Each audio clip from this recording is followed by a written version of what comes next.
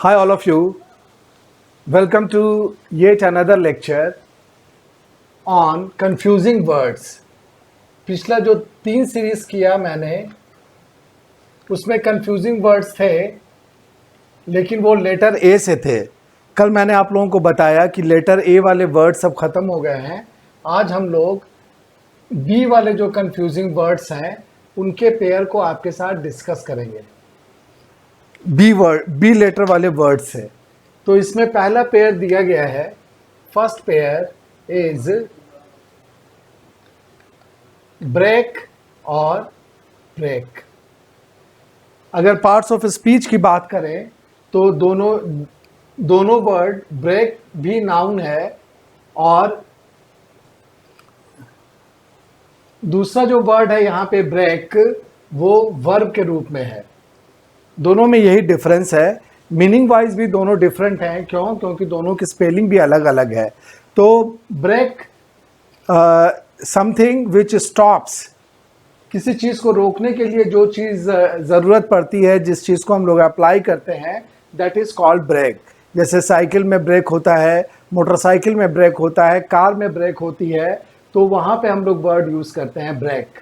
और जैसे the driver applied the brake, वहाँ पे इस वर्ड को यूज़ किया जाता है. और ब्रेक मीन्स होता है तोड़ना. जैसे he broke my glass, smash, इसके लिए दूसरा अगर इंग्लिश वर्ड यूज़ करेंगे तो ब्रेक के लिए वर्ड होगा स्मैश. जैसे he broke my window pane, उसने मेरे खिड़की के शीशे को तोड़ दिया, तो वहाँ पे हम लोग इस वर्ड को यूज़ करते हैं. तो ये डिफरेंस था ब्रेक में और ब्रेक में. Then we come to the second pair. वो है बहुत कंफ्यूज करने वाला, beside and besides. और ये दोनों ही जो वर्ड्स हैं ये प्रीपोजिशन है, लेकिन काफ़ी कंफ्यूज करने वाले हैं. beside का मतलब होता है बगल में. by the side के लिए वर्ड हम लोग यूज़ करते हैं beside.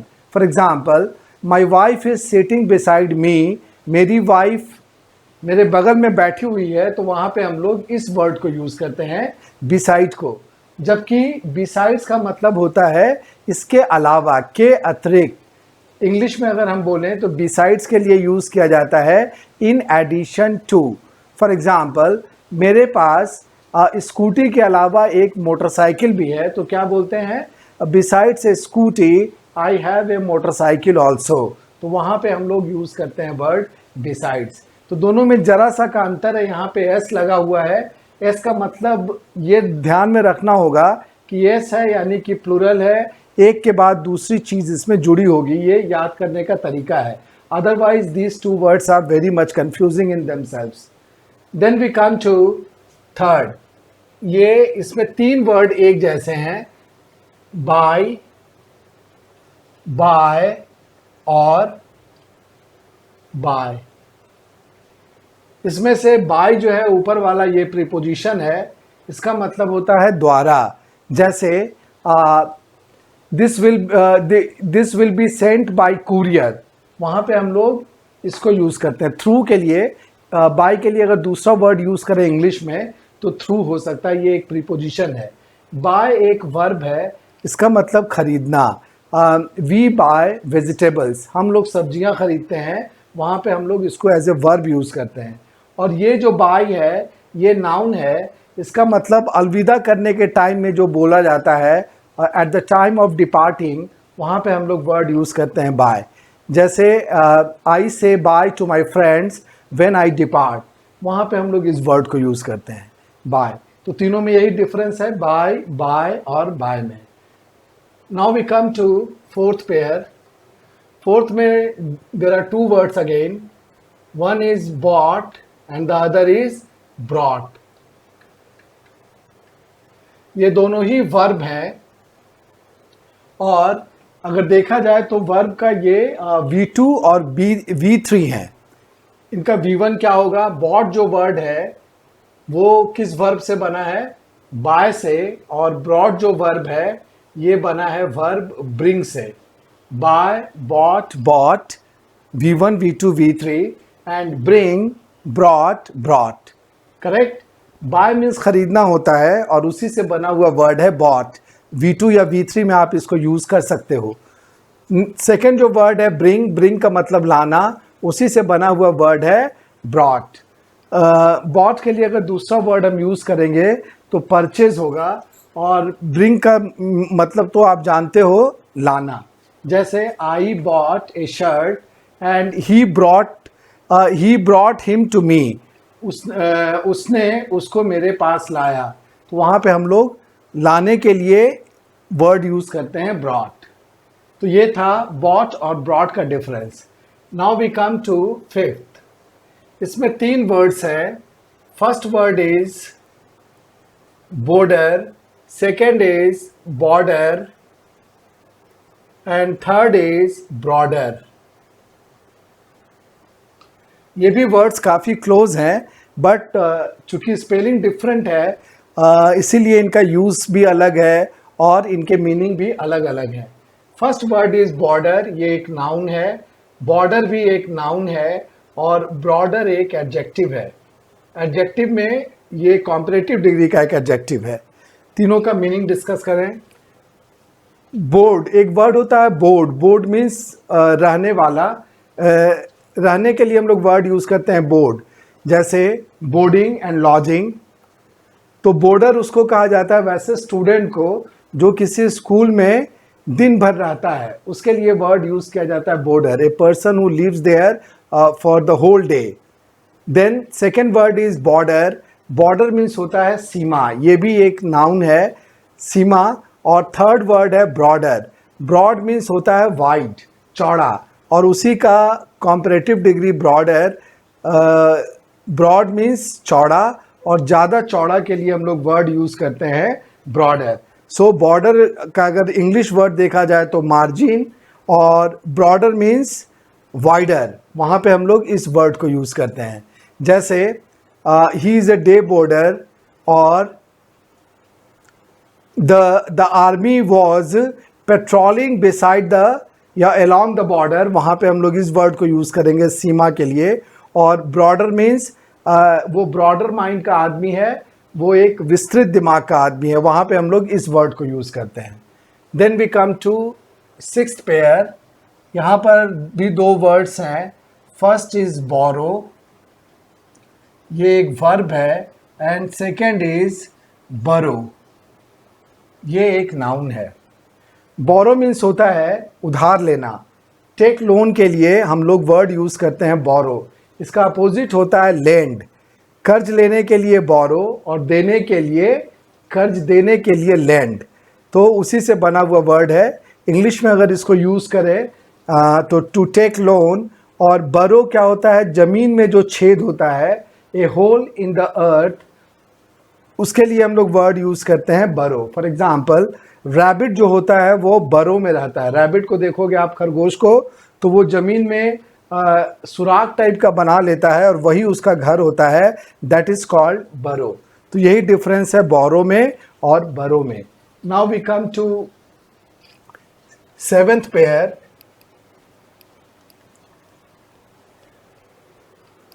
सेवेंथ में वर्ड है, ये भी इंटरेस्टिंग है काफ़ी। 1 word is breath, second word उसी से मिलता जुलता है ब्रीद, और थर्ड वर्ड है ब्रेथ। इसमें अगर देखें कि कौन सा नाउन है, कौन सा वर्ब है, कौन सा एडजेक्टिव है या नाउन है, तो देखते हैं। ब्रेथ एक नाउन है। इसमें और इसमें क्या डिफरेंस है, यहाँ पे ई लगा हुआ है तो ये वर्ब है, और ब्रेथ भी एक नाउन है। मीनिंग देखते हैं। ब्रेथ मीन्स होता है सांस। सांस के लिए वर्ड हम लोग यूज़ करते हैं ब्रेथ। जैसे I will help you till my last breath, वहाँ पे हम लोग एज ए नाउन इसको यूज़ करते हैं। और ब्रीथ मीन्स होता है सांस लेना, टू इनहेल और एक्सहेल, वहाँ पे हम लोग वर्ड यूज़ करते हैं ब्रीथ, सांस लेना। ये एक वर्ब है। जैसे वह मर गया या उसने अंतिम सांस ली, ही ब्रीथ्ड हिज लास्ट, वहाँ पे इस वर्ड को यूज़ किया जाता है एज ए वर्ब। और ये जो वर्ड है, ये ब्रॉड से बना हुआ वर्ड है ब्रेथ। ब्रेथ कैसे बना है, एक एडजेक्टिव है ब्रॉड, जो हम लोगों ने यहाँ पे डिस्कस किया। ब्रॉड यहाँ पे डिस्कस किया था ना, ब्रॉड का मतलब चौड़ा। तो जैसे दिस रोड इज ब्रॉड, ये रोड चौड़ा है, ये एक एडजेक्टिव है और इसी से बना हुआ है noun. The breadth of this road is 90 feet, वहां पे हम लोग चौड़ाई के लिए इस वर्ड को यूज करते हैं। Breadth is equal to width. Is it clear? तो ये था ब्रेथ, ब्रीद और ब्रेथ में डिफरेंस। 8th नंबर पे है दो बहुत ही कंफ्यूजिंग वर्ड्स, बेल और बेल। ये भी नाउन है और ये भी नाउन है, लेकिन meaning wise they are different. Bail means होता है जमानत, जमानत, या इसके लिए एक और वर्ड यूज किया जाता है मुचलका। तो इंग्लिश वर्ड अगर हम इसके लिए यूज करेंगे तो सिक्योरिटी इसका इंग्लिश वर्ड है। और बेल का मतलब होता है गट्ठर, बंडल के लिए वर्ड यूज किया जाता है बेल। जैसे कपड़ा जो थान में लपेटा होता है तो उस थान के लिए हम लोग इस वर्ड को यूज करते हैं बेल। करेक्ट? इंग्लिश वर्ड अगर देखें तो बेल के लिए वर्ड है सिक्योरिटी। जैसे he was released on bail, जमानत पर उसको छोड़ा गया, तो वहाँ पे इस वर्ड को यूज करेंगे। और there were many bales of clothes in the shop, कपड़े की दुकान में कपड़े के बहुत से थान थे, तो वहाँ पे हम लोग इस वर्ड को यूज करते हैं, BALE, बेल। बेल मीन्स कपड़े का गट्ठर या कपड़े की थान। देन फिर 3 वर्ड है यहाँ पे। वन इज बीट, दूसरा वर्ड है यहाँ पे दो, there are 2 words, one is beat, the other is beat. एक और वर्ड हम लोग चाहें तो इसमें जोड़ सकते हैं जो कंफ्यूज कर सकता है कभी कभी, वो है BEET, बीट। तीनों में देखते हैं क्या डिफरेंस है। पहला वाला जो वर्ड बीट है ये वर्ब है। बीट का मतलब पीटना, जैसे he has beaten his servant, वहाँ पे हम लोग इस वर्ड को यूज़ करते हैं, पीटना, स्ट्राइक। बीट मीन्स ये नाउन है, छोटे टुकड़े के लिए हम लोग यूज़ करते हैं बीट। वर्ब के रूप में भी इसको यूज़ किया जा सकता है। वर्ब के रूप में कैसे यूज़ होगा? बाइट, बाइट का मतलब काटना। जैसे डॉग किसी को अगर काटता है तो वहाँ पे V1 होता है बाइट, उसका V2 है बाइट, बिट, बाइट, बिट, बिटन। अगर इसका V3 देखेंगे तो बिटन होगा, बाइट, बिट, बिटन। तो उस सेंस में अगर यूज करेंगे वर्ब में तो काटने का V2 है बिट, और नाउन के रूप में यूज करेंगे तो small piece. Then third word is beet. Beet वैसे फ्रूट के लिए यूज किया जाता है, वैसे प्लांट के लिए यूज करते हैं जिसका जड़ मीठा होता है। जैसे वाइट बीट, मिस्री कंद, हिंदी में हम लोग बोलते हैं ना, एक तरह का फल है जो जिसका जड़ मीठा होता है, तो वहाँ पे हम लोग इस वर्ड को यूज करते हैं। तो ये डिफरेंस था बीट में, बिट में और बीट में। Then we come to last, और ये दोनों वर्ड्स हैं, one word is bath and the other word is bathe. दोनों नहाने से संबंधित है, बट ये नाउन है और ये वर्ड वर्ब है। बाथ मीन्स होता है स्नान, नाउन के रूप में यूज करते हैं। जैसे ही टुक ए बाथ, उसने स्नान लिया, तो वहाँ पे हम एज ए नाउन यूज करते हैं। और बेद मीन्स होता है नहाना। टू टेक बाथ के लिए हम लोग वर्ड यूज करते हैं, एक वर्ड यूज करते हैं बेद, नहाना। जैसे ही बेद्ड इन द पॉन्ड, उसने तालाब में नहाया, वहाँ पे हम लोग इस वर्ड को यूज करते हैं। तो ये थे आज के 10 कंफ्यूजिंग वर्ड्स, जिसको हम लोग पैरोनिम्स भी कहते हैं, और उनके बीच में क्या डिफरेंस था ये आप लोगों के सामने एक्सप्लेन किया गया। कौन सा वर्ड नाउन है, कौन सा वर्ड वर्ब है। ये जो क्लासिफिकेशन ऑफ वर्ड्स हैं ये बहुत इंपॉर्टेंट है। अगर इसको ध्यान में आप रखोगे तो कभी भी दिक्कत नहीं होगी। जब भी फिल इन द ब्लैंक्स हम करने जाते हैं तो इसका यूज़ होता है अपने एक्यूरेसी को बढ़ाने के लिए। इस पर based questions, fill in the blanks आपके PDF के फॉर्म में आपके डिस्क्रिप्शन में लगे हुए होंगे। और अब हम डिस्कस करेंगे कल के जो वर्ड्स थे, कल जो 10 वर्ड्स हम लोगों ने डिस्कस किया था, और उसका जो अटैच्ड एक्सरसाइज था, उसको अभी आपके सामने डिस्कस करते हैं। होप आप लोगों ने उसको बनाया होगा, तो देखते हैं उसके आंसर्स क्या हैं। Now we discuss the exercise, जो कि एक्सरसाइज कल आपको दिया गया था।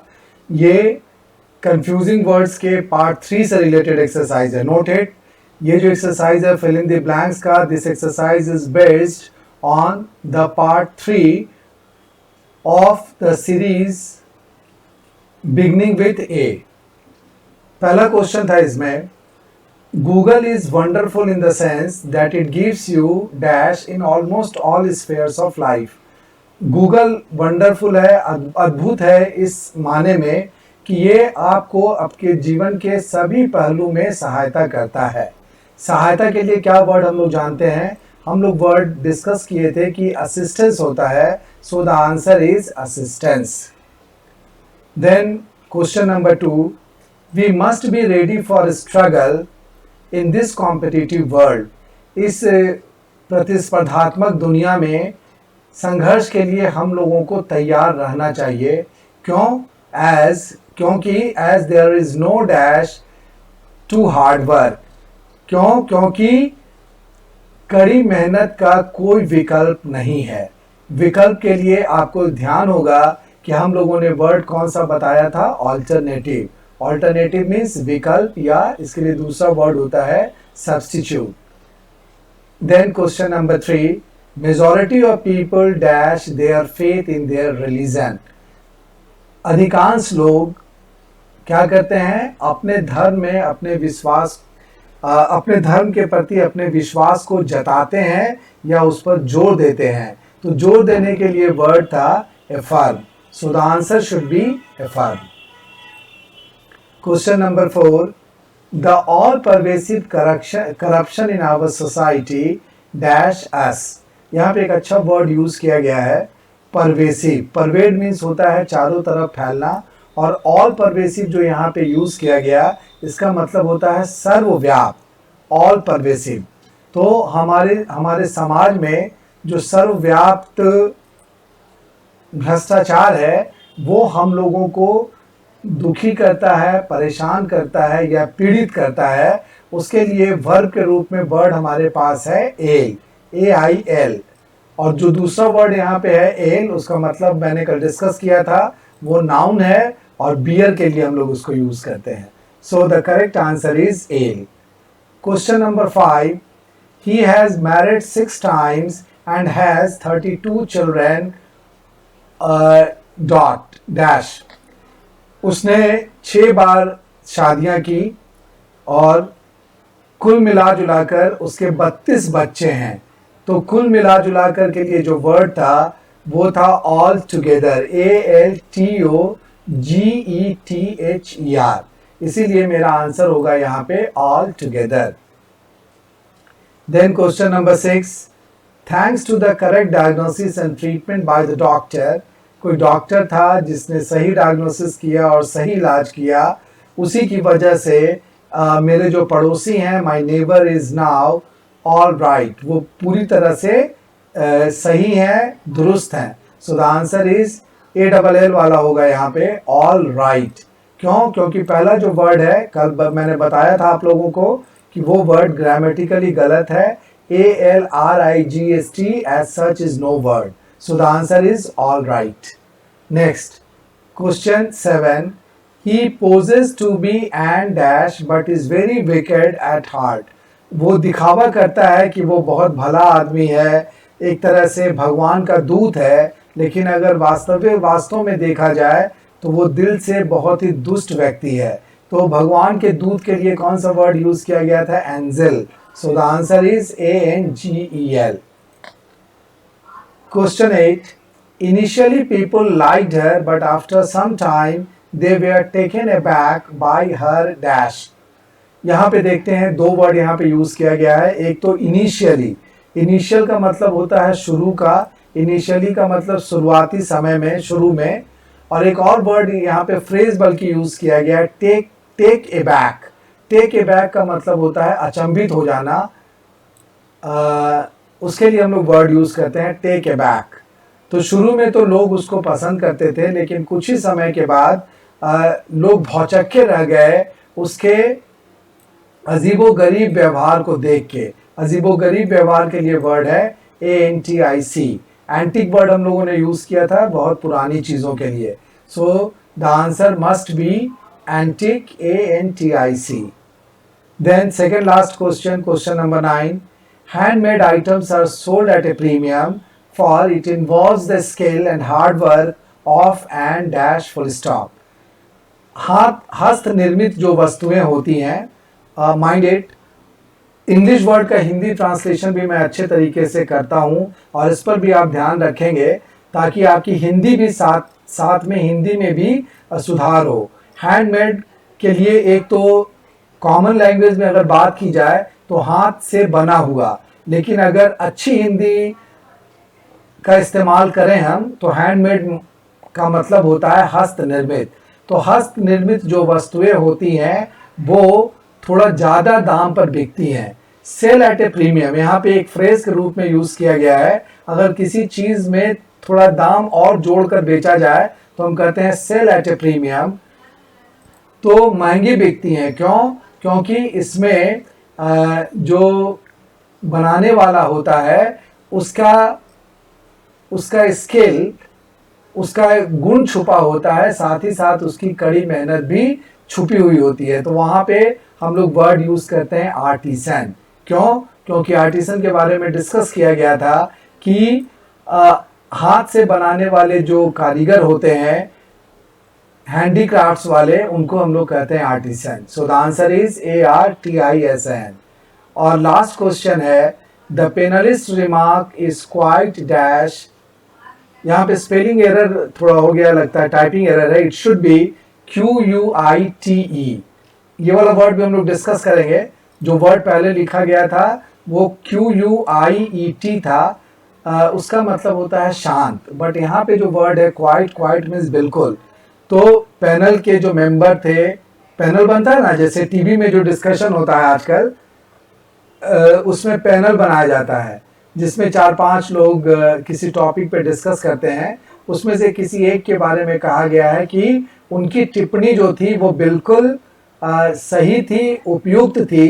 किस चीज़ से संबंधित? जो ज्वलंत मुद्दा आजकल चल रहा है और उस पर जो बहस जारी है या जो विचार विमर्श जारी है, उससे संबंधित उस पैनलिस्ट की जो टिप्पणी थी वो बिल्कुल सही थी या उचित थी। तो उचित के लिए वर्ड हम लोग जानते हैं होता है opposite. So the answer is APPOSITE।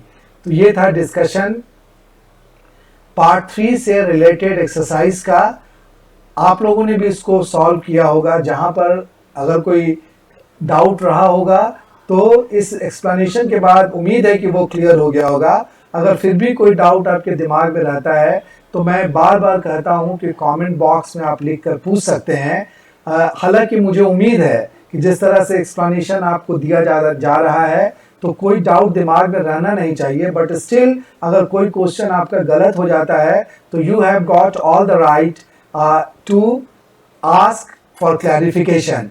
आप क्लैरिफिकेशन के लिए पूछ सकते हैं कि सर इस क्वेश्चन में ऑल्टरनेट क्यों नहीं हुआ और ऑल्टरनेटिव क्यों हुआ, या इस क्वेश्चन में सर एफर्म क्यों हुआ और कंफर्म क्यों नहीं हुआ।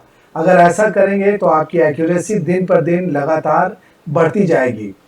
आज का एक्सरसाइज जो होगा वो बी लेटर से शुरू होने वाले जो 10 पेयर्स अभी डिस्कस किए गए थे उस पर बेस्ड होगा, लेकिन एक और PDF इसमें जुड़ा हुआ रहेगा जो पार्ट 1 के साथ मैंने अटैच नहीं किया था।